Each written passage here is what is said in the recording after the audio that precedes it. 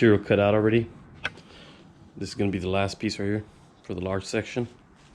So I left about 3 inches on each side, a little overhang this way, a little bit overhang that way.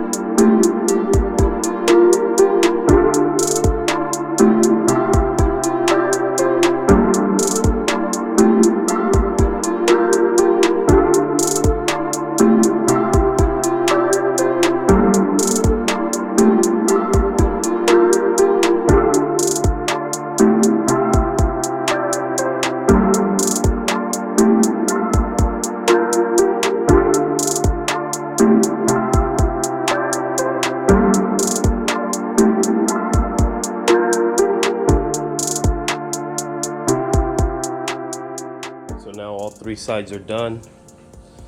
I got the top sanded, so we're going to do one more coat of epoxy on this. This will be the final skim coat on top. Now we got this small line right here where the 2 materials meet. We're going to go ahead and sand that off. So I put the tape right there about 1/4 inch, maybe less, and there's a little line right there where you can see the one sheet goes over the other. We're just going to go ahead and sand this till it blends in. And that's now right here, you just got to go very carefully. So you don't need to go too deep. You just barely want to get rid of that line where the material ends to where you barely start sanding onto the one on the side here. So now we got it all sanded down right on the edge, just about 1/4 inch. And then we're gonna tape it right below it. That way when we do the top coat here, we'll get some of that resin on top of that. Okay, so we sanded down the edge right here from the top over 1/4 inch right here and blended it into the bottom one.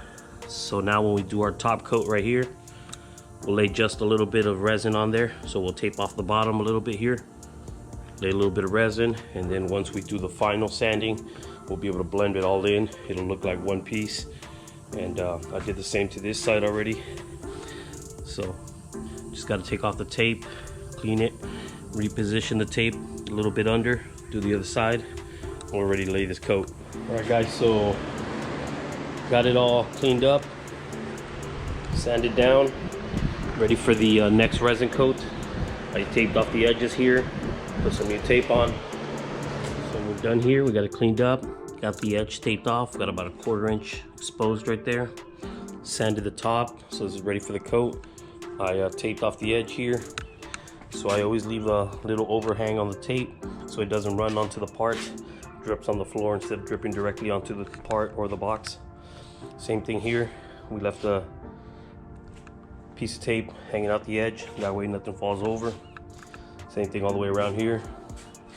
Now we're just going to do this side here, add some tape, bring it out so it doesn't drop onto the toolbox, and we're ready to lay this coat.